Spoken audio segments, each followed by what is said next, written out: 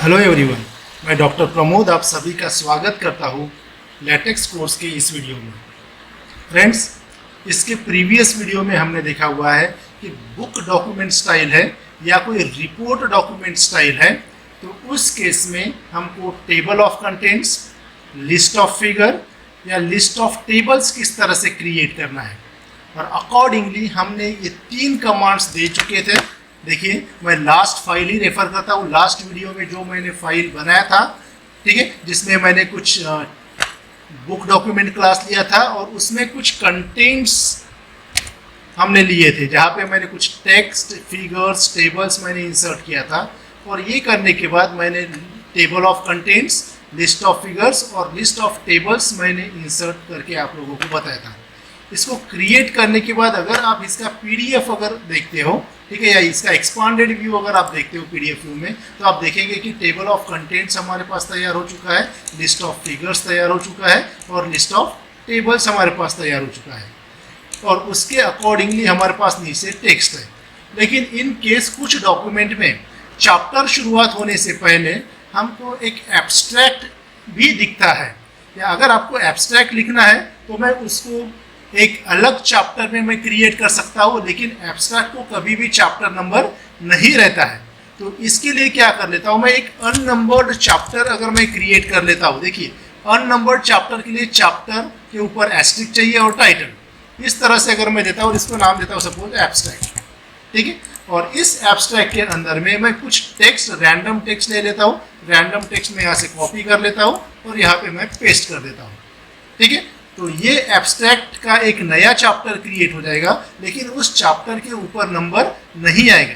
देखिए, मैं इसको बिल्ड एंड व्यू करके आप लोगों को बताता हूँ। और एक्सपांडेड वर्जन अगर हम इस पीडीएफ का देखते हैं तो वहाँ पे देखोगे कि हमारे पास एब्स्ट्रैक्ट तो आ चुका है, लेकिन ठीक है, देखिए एब्स्ट्रैक्ट आ चुका है, लेकिन इस एब्स्ट्रैक्ट को कोई भी चैप्टर नंबर नहीं दिया गया है। चैप्टर नंबर क्यों नहीं दिया है? क्योंकि यहाँ पे अगर आप कमांड देखते हो तो इस कमांड के ऊपर हमने एस्ट्रिक मार्क दे दिया है। तो एस्ट्रिक मार्क अगर देते हैं तो नंबर क्या हो जाता है, सप्रेस हो जाता है। लेकिन एट द सेम टाइम इसका टेबल ऑफ कंटेंट्स भी अगर आप देखते हो तो इस टेबल ऑफ कंटेंट्स में ये जो नया चैप्टर मैंने क्रिएट किया हुआ है, इस चैप्टर रिलेटेड कोई भी एंट्री इस टेबल ऑफ कंटेंट में नहीं है। लेकिन मुझे लगता है कि इस एब्स्ट्रैक्ट की एंट्री मेरे टेबल ऑफ कंटेंट्स में आना चाहिए।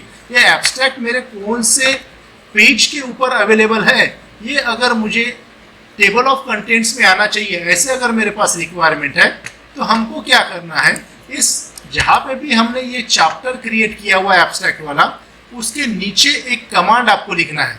कौन सा कमांड लिखना है? यहाँ पे लिखना है आपको \add contains line। I repeat, this is add contents line, यानी टेबल ऑफ कंटेंट में एक लाइन हमको ऐड करनी है। और उसके बाद कर्ली ब्रेसेस में देना है आपको, पहले कर्ली ब्रेसेस में आपको देना है TOC, यानी टेबल ऑफ कंटेंट में मुझे ये एक लाइन ऐड करनी है। फिर दूसरा कर्ली ब्रेसेस, 3 आर्ग्यूमेंट आपको देना है। एक आर्ग्यूमेंट तो देना है आपको पहले ब्रेसेस में TOC, दूसरे में देना है कि आपने ये जो एब्स्ट्रैक्ट लिखा हुआ है उसको एज ए चैप्टर कंसीडर करना है, एज ए सेक्शन कंसीडर करना है। तो यहाँ पे चैप्टर है, इसलिए मैं यहाँ पे क्या कर देता हूँ, यहाँ पे लिख देता हूँ मैं चैप्टर। मैं वहाँ पे बता दूंगा आपको सेक्शन करते हैं तो क्या करेक्शंस आएंगे। और थर्ड कर्ली ब्रेसेस में क्या करना है कि ये जो टेबल ऑफ कंटेंट्स में इसकी जो एंट्री आएगी एब्स्ट्रैक्ट की, उसको कौन से नाम से देना है। तो एब्स्ट्रैक्ट ये नाम से देना है, तो मैं यहाँ पे दे दूंगा मैं एब्स्ट्रैक्ट, ठीक है। तो देखिए कमांड क्या लिखा हुआ मैंने, \add contains line। पहले पैरामीटर आपको पास करना है TOC, दूसरा पैरामीटर पास करना है आपको चैप्टर, क्योंकि ये चैप्टर हमने बनाया इसलिए चैप्टर लिखिए। अगर आप इसको सेक्शन बनाते हो, ठीक है, तो उसको सेक्शन करके आप दे सकते हैं। और तीसरा पैरामीटर कि इस टेबल ऑफ कंटेंट में आपको कौन सा हेडिंग चाहिए। तो मैंने एब्स्ट्रैक्ट दिया है, तो वहाँ पे एब्स्ट्रैक्ट प्रिंट होके आएगा। चलो इसको बिल्ड एंड व्यू करके देखते हैं, तो हम देखेंगे कि पीडीएफ में, ठीक है, जो आएगा टेबल ऑफ कंटेंट, देखिए प्रोसेस एक्साइटेड नॉर्मली, लेकिन फिर भी यहाँ पे कुछ भी नहीं आया हुआ है। तो ये जब आप ऐड कंटेंट्स लाइन ऐड करते हो, ये जो कमांड देते हो, तो आपको 2 बार इसको बिल्ड एंड व्यू करना है। 2 टाइम्स बिल्ड एंड व्यू करते हैं तो अभी देखेंगे प्रोसेस एक्साइटेड नॉर्मली आने के बाद आप यहाँ पे देखेंगे। मैं इसको एक्सपांडेड व्यू में आप लोगों को दिखा देता हूँ। तो यहाँ पे देखिए अभी टेबल ऑफ कंटेंट्स में एब्स्ट्रैक्ट करके चैप्टर आया हुआ है which is available on page number 7, 7वें पेज के ऊपर है, लेकिन इस एब्स्ट्रैक्ट को कोई भी चैप्टर नंबर नहीं है। ठीक है, तो इस तरह से कोई जिस चैप्टर नंबर नहीं है ऐसी एंट्रीज अगर आपको करना है तो ऐड कंटेंट्स लाइन ये कमांड आप वहाँ पे यूज कर सकते हैं। देखिए इस चैप्टर की जगह अगर मैं सेक्शन अगर कर देता हूँ, देखिए चैप्टर जब है तो यहाँ पे ये जो बोल्ड है राइट, ये आपको बोल्ड लेटर में एब्स्ट्रैक्ट दिख रहा है, आप देख सकते हैं। ठीक है, यहाँ पे अगर मैं सेक्शन अगर करता हूँ,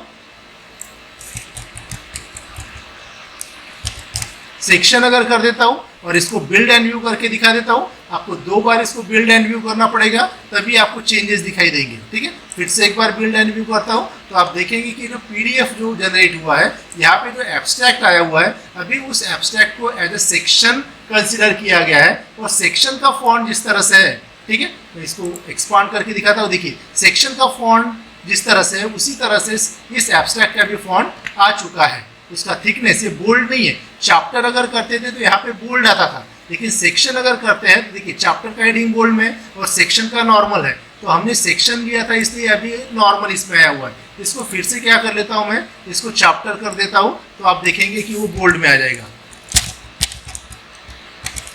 बिल्ड एंड व्यू करके देखते हैं 2 बार, तो वो जो एब्स्ट्रैक्ट जो हेडिंग है वो अभी बोल्ड में आ जाएगा। आप देखेंगे कि अभी यहाँ पे जो हेडिंग आया हुआ है वो अभी आपका बोल्ड में आएगा।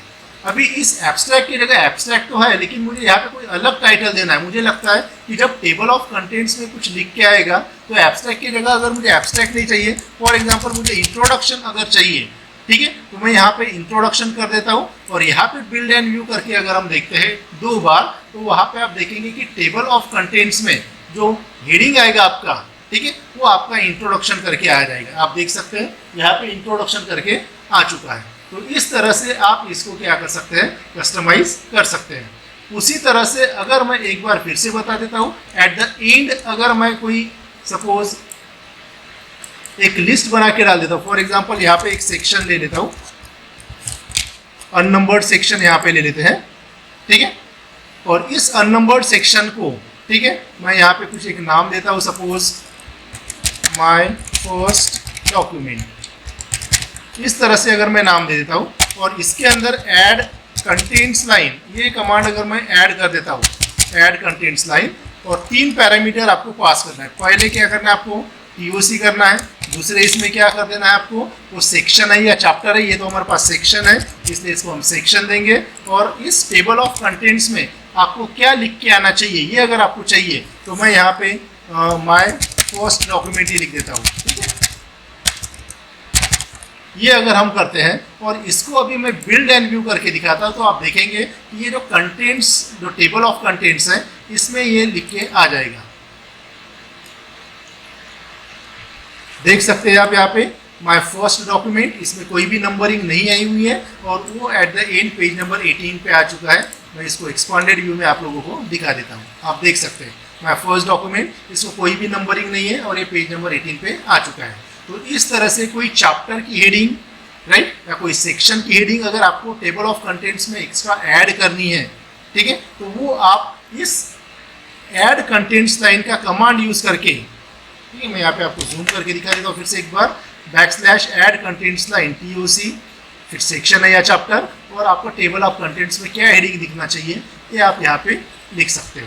ठीक है, तो होप आप लोगों को ये जो छोटा सा कस्टमाइजेशन हमने किया हुआ है, ये कस्टमाइजेशन आप लोगों को समझ में आया होगा। ये बहुत काम में आता है जब आप थीसिस लिखते हो या बुक लिखते हो, उसके स्टार्टिंग के पेजेस जो रहता है हमारे पास, जैसे एब्स्ट्रैक्ट रहता है, डिक्लेरेशन रहता है, सर्टिफिकेट्स रहते हैं, ठीक है, इनका, और क्योंकि जब आप थीसिस लिखते हो तो चैप्टर्स हमारे अलग रहते हैं और ये फ्रंट पेजेस हमारे अलग रहते हैं, और उन फ्रंट पेजेस का भी एंट्री अगर आपको टेबल ऑफ कंटेंट्स में अगर करना है तो उस केस में आपका ये कमांड बहुत ही काम में आता है। ठीक है, तो होप आप लोगों को समझ में आया होगा। आप 2-3 बार इसको करके देखिए तो ऑटोमेटिकली ये कमांड याद हो जाएगा। Right, so that's all for this video. Thank you very much.